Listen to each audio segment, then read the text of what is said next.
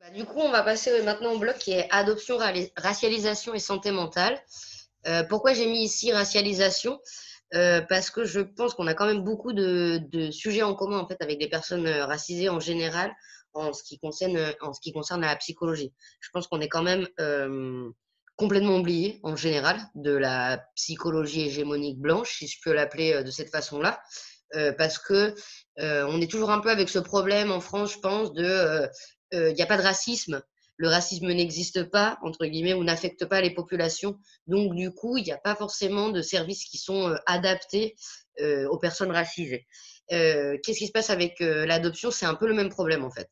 C'est, pour m'être un petit peu intéressé au sujet, même avoir fait des interviews avec certains psychologues qui sont dans les processus d'adoption, ils connaissent absolument rien, en fait, tout ce qui touche la racialité, tout ce qui touche à la représentativité, quels problèmes peuvent se créer quand on est dans une famille blanche, qu'est-ce qui se passe à l'école. Et le problème, c'est qu'ils ont souvent aussi tendance à relativiser. Par exemple, si il va nous arriver quelque chose à l'école de racisme quand on est petit, euh, soit ils vont nous dire qu'on s'imagine des trucs, soit ils vont nous dire de ne pas faire attention à ça.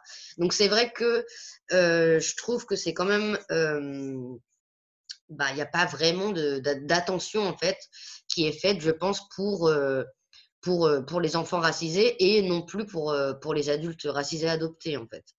Ce que aussi j'ai pas mal pu observer depuis la part des psychanalystes. J'ai surtout basé en Espagne. J'ai un peu lu en France, mais pas tant que ça. Donc, je vais surtout baser les critiques sur ce que j'ai vécu ici. J'ai vu que on liait aussi beaucoup nos problèmes en général dans la vie avec le trauma de l'abandon. Moi, je suis pas tout à fait d'accord pour dire qu'on a été abandonné. Je pense que c'est un peu une fausse idée qu'on nous a mis dans la tête. Et je suis plus pour parler de séparation parce que parce qu'il y a plusieurs causes, comme on a déjà pu les citer avant, qui font qu'on se retrouve en adoption. Et je pense que déjà de changer la terminologie et un peu ce qu'il y a derrière pour transmettre ça aux enfants, par exemple, quand ils sont petits, je pense que déjà ça peut enlever cette espèce de trauma de l'abandon euh, qu'on peut avoir depuis tout petit.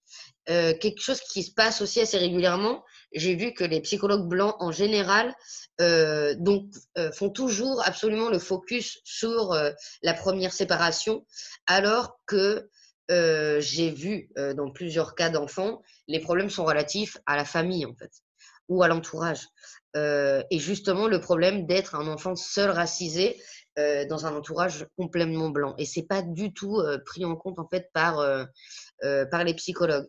Ce que j'ai aussi pu voir, et ça c'est vraiment dangereux, et on entre dans des questions d'essentialisme et de racisme, c'est qu'ils ont toujours un peu tendance à lier le fait que les enfants du Sud, on aurait certains comportements qui seraient prédéterminés parce qu'on est du Sud. Et j'ai pu le voir directement dans des écrits où ils écrivaient les enfants étrangers ont ça, ça, ça, ça, ça. Et je me disais, mais enfin, c'est quand même un peu particulier. Quelque chose aussi, oui, donc le truc des parents adoptifs, comme je disais, c'est qui peuvent nous créer en fait des traumas petit à petit en fait quand on grandit. C'est quelque chose qui est complètement effacé parce que le parent est un peu vu depuis depuis un modèle parfait, on va dire. Et, euh, je pense qu'il y a quand même aussi pas mal de sujets qui sont un peu tabous.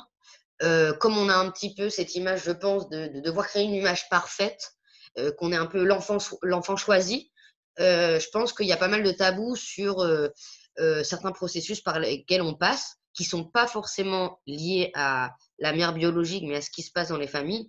Et moi, je sais que j'ai eu dans mon entourage des personnes qui ont eu des problèmes d'addiction, j'ai des personnes dans mon entourage qui ont fini en prison, le suicide, c'est quelque chose qui est assez présent dans les conversations des adoptés en général. Et moi, je crois que moi, je connais des personnes dans mon entourage qui se sont suicidées. Et c'est pas bizarre que d'autres adoptés me racontent des histoires qui sont un petit peu euh, similaires en fait par rapport à tout ça.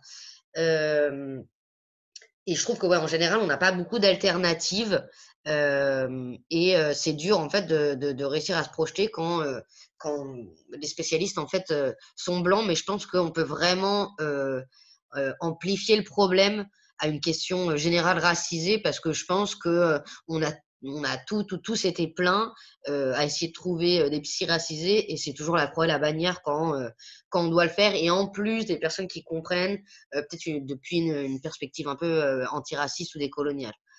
Heu et ce que j'ai aussi pu voir et c'est assez, inquiétant aussi, c'est que, au niveau de la post-adoption, il y a un business en fait qui s'est monté derrière tout ça.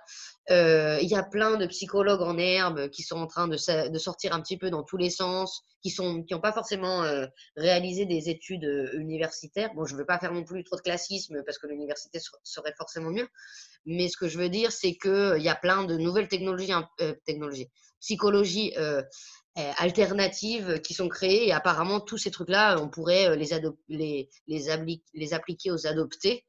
Et en fait, j'ai regardé beaucoup de programmes et c'est des trucs qui sont pas du tout adaptés à nous, qui peuvent même créer des problèmes, mais c'est parce qu'il y a un business derrière les gens qui parlent de nos vies. Et aussi, il faut savoir que sur la scène, par exemple, en Espagne, sur les congrès en adoption, j'ai pu remarquer que 80% des gens qui sont invités sont des psychologues ou des psychiatres, dont des gens qui sont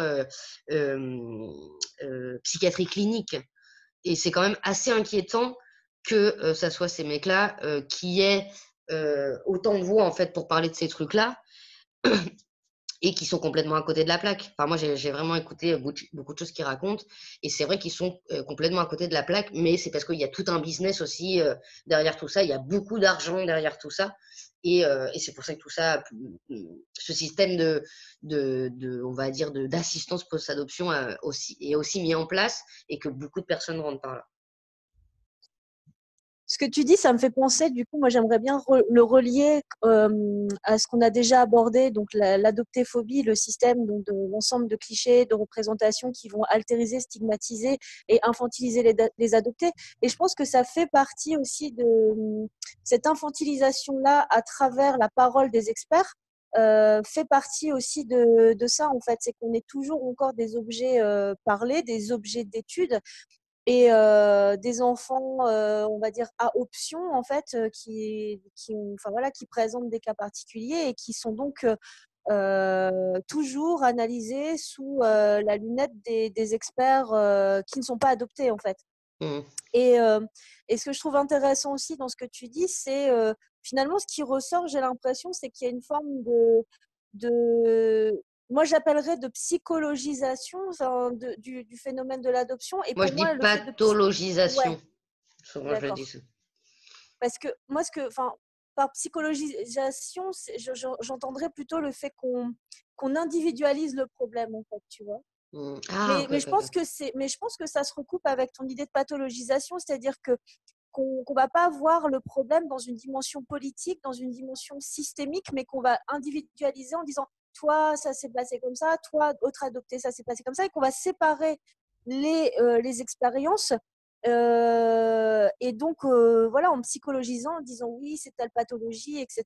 Donc je pense que vraiment ce que tu dis par pathologisation, ça se recoupe hein, avec mon idée de qu'on va individualiser les problèmes pour éviter d'analyser vraiment l'adoption d'un point de vue plus global. Et du coup aussi, il y a cette histoire de l'abandon.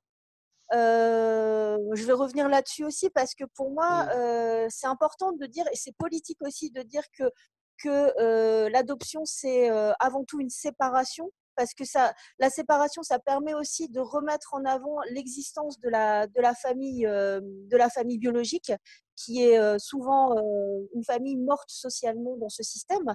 Donc, et l'abandon, c'est comme si c'était déjà la faute, enfin, que la responsabilité était donnée à cette famille biologique, alors qu'on sait très bien que c'est des conditions souvent matérielles d'existence, des politiques menées, enfin voilà, c'est plein de choses qu'on a déjà évoquées dans le cadre d'un système qui font que des familles abandonnent ou sont forcées de le faire, donc c'est pas forcément un abandon.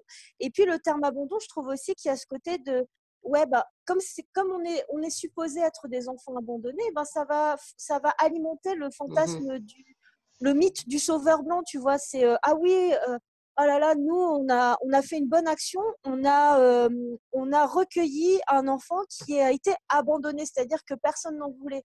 Tu vois, il y a aussi ce truc-là, quoi. Alors je pense que c'est vraiment important d'un point de vue de nos identités politiques en construction que d'utiliser le terme séparation et non pas abandon, quoi. Et on a aussi un truc que je me suis rendu compte, on retombe aussi dans le truc enfant-objet complètement ou adulte-objet. Dans le sens où on est quand même des cobayes dans tous les sens pour faire des études en anthropo, en sociaux, en psychologie, en je sais pas quoi. Euh, et aussi la façon de nous traiter. Moi, je sais que, par exemple, pour mon cas personnel, c'est assez marrant parce que des fois, comme j'ai toute une analyse critique sur l'adoption, c'est assez facile pour moi de voir si un programme en fait proposé pour des enfants sert à quelque chose ou pas. Et je sais que moi, souvent, bah, je me fous un peu de la gueule des mecs parce que des fois, je vois des trucs, c'est des collages ou des trucs comme ça. Je suis là, fin. Bon, les gars, enfin, je sais pas ce que vous êtes vraiment en train de faire et je suis un peu cynique. Je suis une personne qui suis cynique en général. Et donc, souvent, je mets des petites blagues pour un peu me moquer d'eux. Et souvent, j'ai le droit à la psychologie à deux balles qui m'arrive juste derrière. Ah ouais, mais si tu parles comme ça, tu sais un peu les réactions de personnes blanches, quoi. Si tu parles comme ça, c'est parce que t'es aigri, c'est parce que t'es je sais pas quoi, c'est parce que t'es machin, tes trucs. Et souvent, je leur réponds, en fait, vous avez aucune éthique psychologique. Parce qu'en fait, t'as pas le droit de me faire un diagnostic sur une réponse de Facebook. Et de deux, comment sur trois blagues que je t'ai mis, t'arrives à me mettre dans une case. Enfin, je veux dire, je suis même pas en train de te parler, il n'y a pas une intonation, tu vois pas mon visage. Donc, c'est au niveau éthique psychologique de faire de la psychologie à deux balles sur trois commentaires de Facebook. C'est assez représentatif aussi de certaines pratiques et de l'éthique qu'il y a derrière. Et je sais qu'il y a pas très longtemps, je parlais avec un collègue à moi euh, qui m'envoyait des messages, en fait, de pareil, une sorte de psy alternative en herbe, je sais pas quoi, qui a vu le profil de mon pote. Et elle lui est rentrée directement en message en lui disant t'as été adopté quand? Je sais pas quoi. Et j'étais là, mais enfin, non, hein, c'est sa vie privée. Et donc lui, il lui disait, mais j'ai pas à répondre à tes questions, machin, machin, enfin, je sais pas qui t'es. Et la meuf continuait d'insister et on en est arrivé quasiment à la même réaction que j'étais en train de décrire. C'est-à-dire, ah, mais pourquoi tu veux pas m'aider? Mais c'est parce que je sais pas quoi, c'est parce que je sais pas quoi, c'est parce que je sais pas quoi. Et je veux dire, au niveau de l'éthique médicale, c'est très chaud qu'ils agissent comme ça. Et je suppose que c'est pas, on n'est pas des cas spécifiques. Ça a dû déjà arriver à d'autres personnes que les gens rentrent et commencent à leur poser des questions directement comme ça. Après, c'est censé être des spécialistes. C'est ça qui est inquiétant. Donc, il faut voir que si la couche qui est censée être spécialiste en adoption nous traite déjà comme ça, ce qui vient en dessous, on peut imaginer tout le reste. Non, mais c'est vrai que ce système-là de clichés qu'on peut avoir sur les adoptés, si les spécialistes eux-mêmes ont, c'est vraiment enfin, plus que problématique, quoi. Et c'est ultra intrusif que de demander tout de suite des questions comme ça enfin voilà, parce qu'elle voit une personne adoptée face à elle et tout de suite elle va lui poser des questions sur sa vie privée, etc. Ça me fait penser un petit peu, tu vois, à titre d'exemple, parce qu'on parlait de la racialisation, ça me fait penser quand tu es racisé. Et que tu es perçu du coup comme un étranger ou une étrangère, on va te demander d'où tu viens. Bah, c'est hyper intrusif aussi, tu vois. Ouais, ouais. Il y a ce truc-là qu'on se permet des choses qu'on ne se permettrait pas avec des personnes qui sont la norme, c'est-à-dire des personnes blanches ou des hommes Puis, hétérosexuels, etc. Tu vois. où tu as aussi un peu, ça aussi, ça joue pas mal sur le psychique, mais les réponses, tu sais, que les gens te donnent quand on te demande, quand tu dis que tu as été adopté. Tu sais, des gens que tu connais pas forcément bien ou des trucs comme ça, tu as un peu t'as un peu différentes réponses. Tu as un peu tu vois la gueule, pauvre personne, tu vois, t'as un petit peu ce truc. Et j'ai souvent eu l'autre réponse de ah, mais la chance que tu as eue. Et moi, plein de fois, je répondais, mais même gamins, je leur disais, mais enfin, toi aussi, tu as grandi en Europe. Donc, en fait, enfin, si on est des privilégiés, on est tous des privilégiés parce qu'on a grandi en Europe, pas moi parce qu'on m'a sorti de mon monde de sauvage, c'est ça que tu veux me dire, en fait. Mais tu vois tous les stéréotypes qui sautent les uns après les autres. Et c'est vrai que je pense qu'avec les adoptés racisés, vu que la racialité est au milieu, il y a certains trucs qui sautent encore plus que je pense que peut-être, les gens se permettraient pas autant de dire avec, certaines personnes qui sont, de l'adoption blanche, par exemple. Bien sûr. Et donc, ce que tu évoques aussi sur cette mentalité-là qu'on retrouve chez des psychologues, chez des soi-disant experts que tu as pu côtoyer aussi personnellement, c'est que on est en manque vraiment de personnel compétent quoi, sur la question Mmh. de l'adoption et de la racisation. Et du coup, nous, en tant qu'adoptés racisés, on a ces deux oppressions-là qui s'articulent dans notre identité et tout. Et donc, c'est hyper compliqué de trouver des spécialistes qui nous comprennent, quoi. Sachant que on manque vraiment de données en termes du taux de suicide, du Mmh. nombre de dépressions, l'addiction aussi, on évoquait ça chez les personnes adoptées, les angoisses, etc. Moi, j'ai vu que je suis tombée sur une étude américaine qui date de 2013, donc une étude américaine, forcément, donc c'est pas en Europe, mais bon, qui dit quand même qu'il y a 4 fois plus de tentatives de suicide chez les adolescents adoptés. Donc, c'est quand même un chiffre Mmh. assez parlant, quoi.